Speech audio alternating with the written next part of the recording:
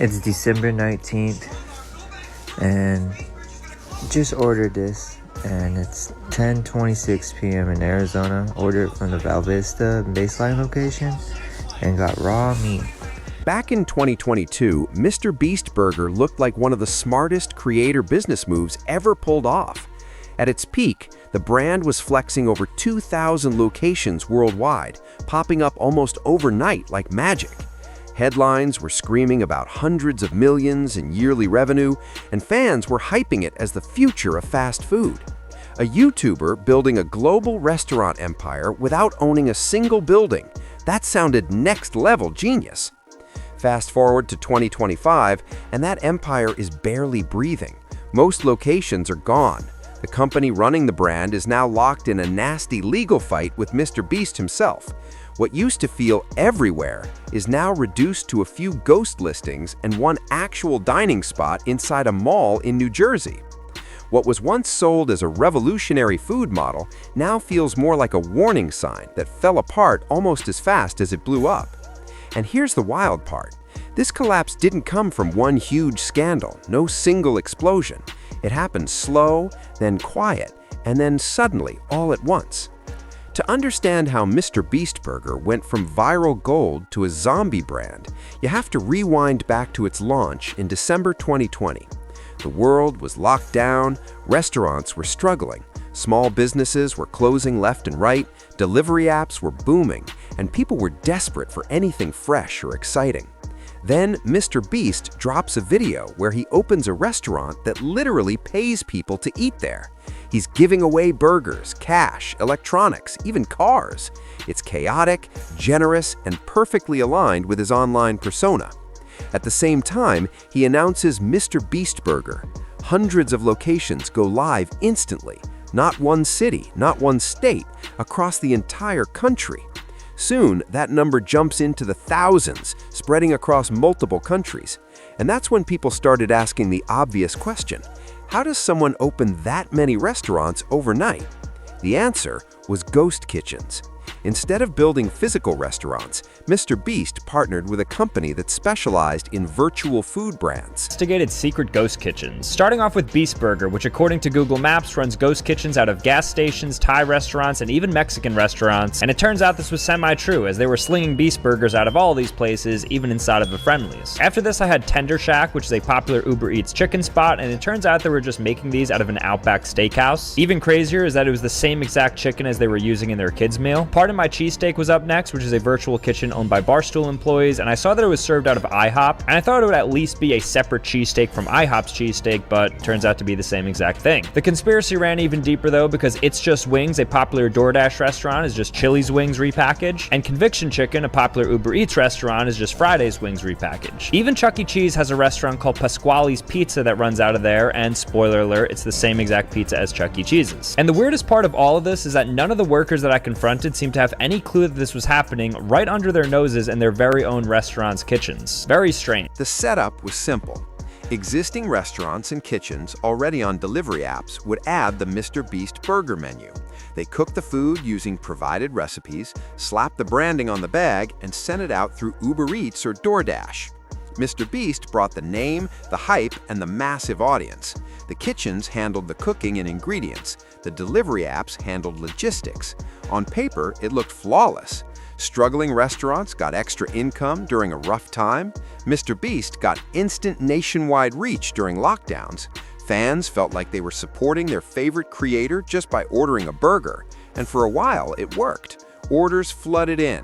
Apps crashed. Social media filled up with photos of Beast-style burgers and loaded fries. Revenue shot up fast, with reports claiming over $100 million in sales within just a couple of years. Business YouTubers were calling it the blueprint for creator brands, and nobody was questioning the cracks yet. No real estate, no massive overhead, just scale, speed, and non-stop hype. On paper, it looked unstoppable. But the same thing that made MrBeast Burger grow so fast is exactly what quietly destroyed it. Because when you don't control the kitchen, you don't control the product, and food is not merch.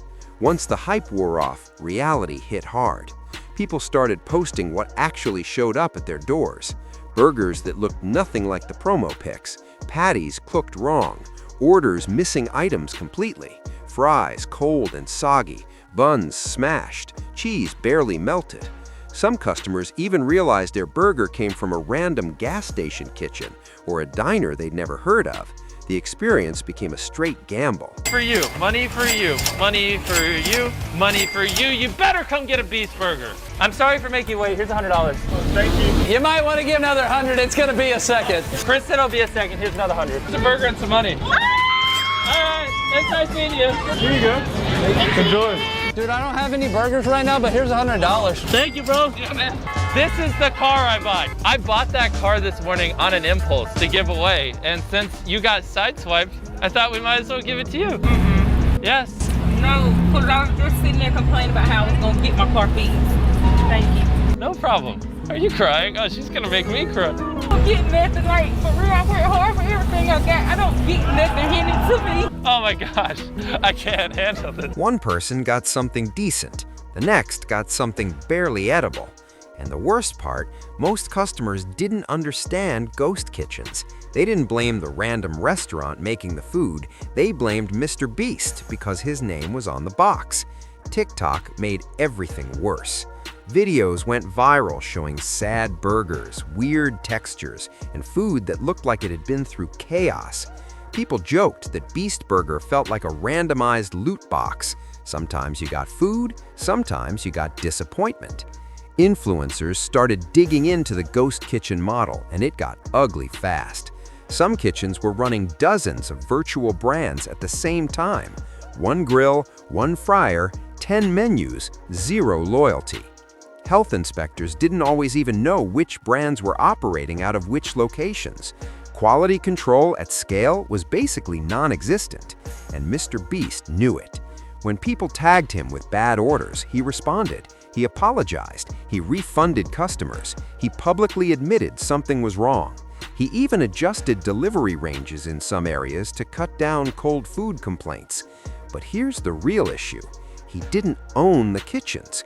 He was locked into a contract with the company running the operation, and that deal limited how much control he had. He could complain, he could apologize, but he couldn't just pull the plug. So they tried the one fix that actually worked. In 2022, they opened a real restaurant. The first physical MrBeast Burger launched at the American Dream Mall in New Jersey, and it was madness. Thousands of fans showed up. Police had to manage crowds. Wristbands were handed out just to keep order. It felt like a theme park attraction disguised as a restaurant. But here's the crazy part. That location actually worked. A dedicated kitchen, staff trained only for that menu, consistent branding, full control. Reviews were mostly positive. Business Insider later reported the food was solid, the experience was fun, and it felt like stepping into a real-life MrBeast video. Thousands of people crowded the American Dream Mall in East Rutherford for a restaurant opening. YouTube star MrBeast, whose real name is Jimmy Donaldson, has more than 100 million subscribers, and now he's got a burger joint, his first brick-and-mortar restaurant. Until now, the burgers were made in ghost kitchens and could only be ordered on delivery services, so some fans traveled from far away for the big grand opening. I am absolutely stunned by the amount of people that have traveled here from cross-country, out of the country, and some have never even tried one of these burgers. That says everything. When MrBeast controlled the process, the brand worked. When it was scattered across hundreds of anonymous kitchens, it didn't. By mid-2023, things started unraveling in public. Fans noticed MrBeast quietly deleted the original launch video. Someone asked if Beast Burger was over, and he replied that he was moving on to other projects, including Feastables. He admitted the ghost kitchen model made it impossible to guarantee quality, and even hinted he'd signed a bad deal. Those tweets didn't last long. They were deleted fast, which made it clear lawyers were already involved. Then came the nuclear move. MrBeast filed a lawsuit against the company operating Beast Burger, accusing them of serving low-quality food and prioritizing rapid expansion over brand integrity. The message was loud and clear. He wanted out completely. But the story didn't stop there. Within days, the company fired back with a massive countersuit, over $100 million.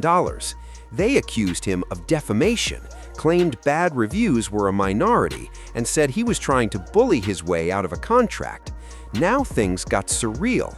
MrBeast was suing to shut down his own restaurant brand. The company running it was suing to keep using his name. Fans were still ordering burgers thinking it was a wholesome creator project, while behind the scenes it was all lawyers and contracts. At the same time, the ghost kitchen industry itself was falling apart. Customers were tired of mystery food from mystery kitchens. Delivery apps were flooded with virtual brands nobody recognized. Regulators struggled to keep up. Many ghost kitchens quietly shut down without a word. By 2024 and into 2025, most Beast Burger locations vanished. Only a few ghost listings stayed up. The New Jersey location survived because it was real. MrBeast publicly distanced himself while the lawsuit dragged on, and the brand entered a weird limbo, technically alive, practically dead. And the lesson is brutal. Beast Burger didn't fail because people hated MrBeast. It didn't fail because the idea was bad. It failed because food can't be scaled endlessly without control. Quality matters more than reach. Trust matters more than hype. Once customers feel burned, they don't come back. MrBeast moved on to products he fully controls: content, physical experiences, and packaged foods where quality lives or dies with his team.